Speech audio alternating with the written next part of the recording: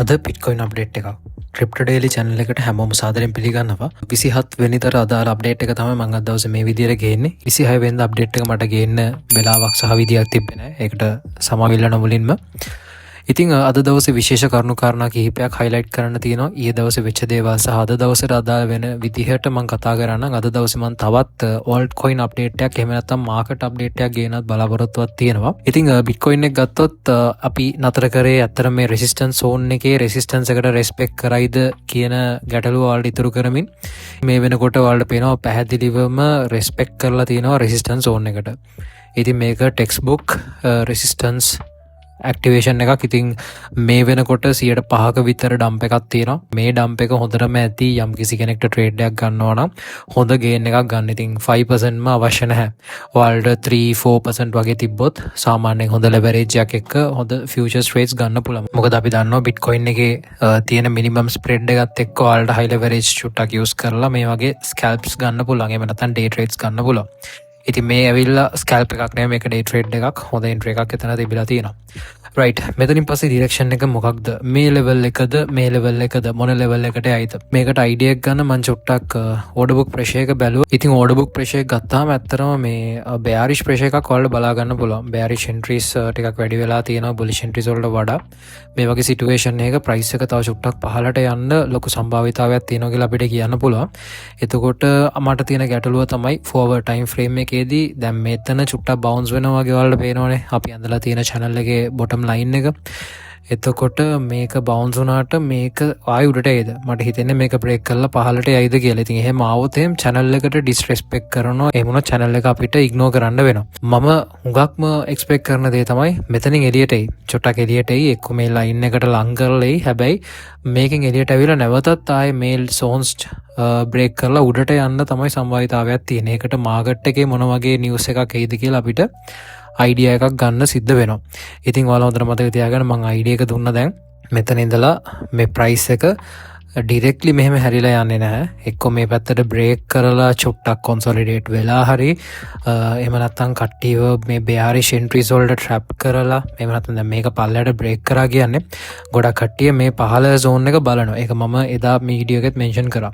ඉතින් මේක පහළට බ්‍රේක් කරාට පස්සේ නැවතත් කට්ටියව trap කරලා මේ levels වලට එයි. ඒක බ්‍රේක් කරලා උඩට යන්න ඕක තමයි අපි expect කරන්න ඕනේ. මේක කට්ටියට මොනිටර් කරන් ඉන්න පුළුවන්. ඉතින් මේකට market factors මොනවද බලපාන්නේ අපි චුට්ටක් බලමු.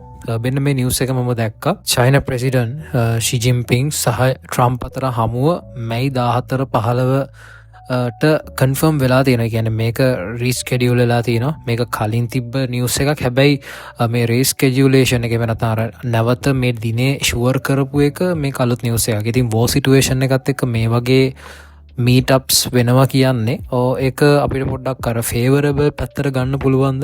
අපි දන්නේ ඒක අපිට චුට්ටක් කල්පනා කරලා බලන්න පුළුවන්. ඊට අමතරව මම සාමාන්‍යයෙන් ට්වීට් එක Bloomberg එක පැත්තේ පොඩ්ඩක් කරගිලා බැලුවා. තන මාකට් එක නියුට්‍රල් වෙන සිටුේෂන් එකක් තමයි තියෙන්නේ. ඒ කියන්නේ මාකට් එක තිබ්බේ bullish vibe එකනේ. ඒකට හේතුව ට්‍රම්ප්ගේ ස්ටේට්මන්ට් එක ඇවිල්ලා වෝ එක ගැන ඩිස්කෂන්ස් යනවා කියලා ඉරාන් එක්ක.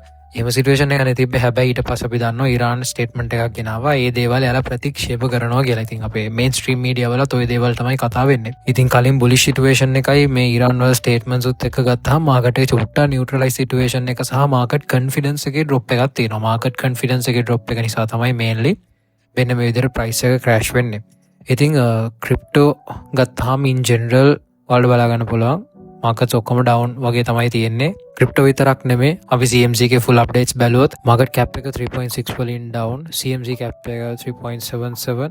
එතකොට FIA ඉන්ඩෙක්ස් එක තවත් එක යුනිට් එකක් ඩ්‍රොප් වෙලා තියෙනවා අපේ අවසාන අප්ඩේට් එකට වඩා. එතකොට තවත් FIA පැත්තට තමයි ගිහිල්ලා තියෙන්නේ. ඊට පස්සේ මාකට් ඩම්ස් එක ඕල්ඩ් කොයින් සීසන් එකත් 50s වල 51 වලට මතක ඇති මම වීඩියෝ එකක් ගෙනාවා 51 තියදී ඒක නැවතත් 40s වලට ඇවිල්ලා තියෙනවා. මම එදා කිව්වා පැහැදිලිවම 50s ආවා කියන්නේ ඕල්ඩ් කොයින් රන් වෙනවා කියන එක නෙමෙයි. හැබැයි 47 ආවා කියන්නේ කියන්නේ ඕල් කොයින් ඩම්ප් වෙනවා කියන එකත් නෙමෙයි. ඕල් කොයින් සැලකිය යුතු ප්‍රමාණයක් යම්කිසි රීබවුන්ඩ්ස් වෙලා තියෙනවා. එහෙම නැත්නම් බොටම් අප්ස් වෙලා තියෙනවා. ඒ කියන්නේ බොටම් එක ටච් කරලා උඩට පොඩ්ඩක් පුෂ් වෙන ගමන් තියෙනවා. ඊට අමතරව ඕවරෝල් ස්ටොක් මාකට් එක ගත්තත් ගෝල්ඩ් මාකට් එක ගත්තත් මේ මොහොතේ ඩවුන් තමයි තියෙන්නේ. ඉන් ජෙනරල් මාකට් එකේ තියෙන කොන්ෆිඩන්ස් එක ඩවුන් වෙලා තියෙන ප්‍රධාන වශයෙන් මේ දවස් ටිකේ නම් මාකට්ස් මූව් වෙන්නෙම නිවුස් වලටම තමයි. හරි. ඉතින් මේකත් අප්ඩේට් එකේ ඉන්න මේක තමයි මට දවසේ දෙන්න අවශ්‍ය වුණ අප්ඩේට් එක. මේ ලෙවල්ස් අර මං කියපු විදිහට මූව් වෙන්න පුළුවන්. ඒ අදාළ විදිහට ඔයාලට එන්ට්‍රීස් ගන්න පුළුවන්. ඕක තමයි නැරටිව් එක, ඕක තමයි ස්ටෝරි එක. මේ ස්ටෝරි එක අවශ්‍ය වෙයි ඔයාලට ට්‍රේඩ් එන්ට්‍රීස් ගන්න. ඉතින් ට්‍රේඩ්ස් ගන්න දන්නේ නැති කට්ටිය, ට්‍රේඩ් ගැන අයිඩියාස් නැති කට්ටිය හැමෝටම පුළුවන් මම මේ දාලා තියෙන යූසර් නේම් එකට මෙසේජ් එකක් දාන්න. ඒකෙන් ඔයාලට ෆ්‍රී සෙෂන්ස් වලට ජොයින් වෙන්න පුළුවන්. ඔයාලා මේ වෙනකොට Binance account එකක් හදලා නැත්නම් ඔයාලට Binance account එකක් ක්‍රියේට් කරගන්න, ට්‍රේඩින් වලට එන්ටර් වෙන්න, ඒ දේවල් කරන්න පුළුවන්. මොකද Binance ගත්තොත් ට්‍රේඩින් විතරක් නෙමෙයි, තව ගොඩක් දේවල් තියෙනවා. ඉගෙන ගන්න තැන ඉඳලා ඔයාලට කරන්න පුළුවන්. මට මෙසේජ් එක දාපුවහම මම Binance Academy recommend කරන හැම වෙලේම ඒක හරි. හැබැයි ඊට අමතරව මම ඔයාලට 100ක් නොමිලේ ෆ්‍රී සෙෂන්ස් ලබා දෙනවා ඔයාලට මොනිටර් කරන්න. ඒ දේවල් බලලා යම් කිසි දෙයක් ඉගෙනගෙන අර ට්‍රේඩින් කියන දේ ඔයාලට කරන්න පුළුවන්. ඒකේ තියෙන ස්ට්‍රැටජිස් එක ඔල්රයිට්. අපි කමියුනිටිස් වලට ජොයින් වෙන්න කියලා ආරාධනා කරනවා. අද අප්ඩේට් එකට ඔය ටික තමයි කතා කරන්න තියෙන බිට්කොයින් අප්ඩේට් එකක් විදිහට. ඉතින් මාකට් අප්ඩේට් එකක් මම කලින් කියපු විදිහටම ගේන උත්සාහයක් දරන්න. ඉතින් මේ දවස්වල නිවුස් වලට අවධානයෙන් ඉන්න, විශේෂයෙන්ම මාකට් නිවුස් අනිවාර්යෙන් අවධානයෙන් ඉන්න. මොකද මේ දවස්වල මාකට්ස් මූව් කරන්නේ විශේෂයෙන්ම නිවුස්. ඔයාලට බලා ගන්න පුළුවන් නිවුස් වලින් කොච්චර ලොකු ඉම්පැක්ට් එකක් තියෙනවද සමස්ත විදිහට මාකට් එකට. කියන්නේ ක්‍රිප්ටෝ මාකට් විතරක් නෙමෙයි, ස්ටොක්ස්, බොන්ඩ්ස්, ඩෙරිවේටිව්ස්, ගෝල්ඩ් මේ වගේ අර හැම දෙයකටම ලොකු ඉම්පැක්ට් එකක් තියෙනවා. හරි. ඔය ටික තමයි අද දවසේ කතා කරන්න තියෙන්නේ. එහෙනම් නැවතත් අලුත් වීඩියෝ එකකින් අපි ඉස්සරහට හම්බෙමු.